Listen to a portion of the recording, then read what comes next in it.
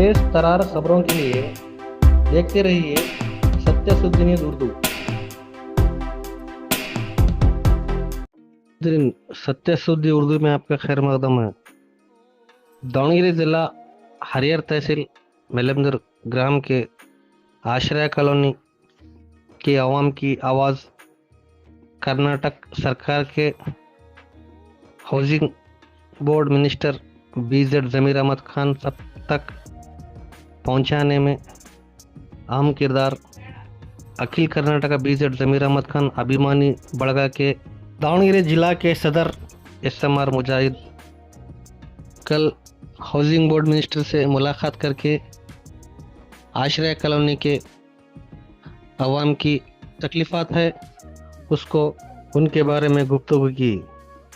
वर्दी सईद इरफान, सत्य शुद्धि न्यूज़ उर्दू, मेलबर्न।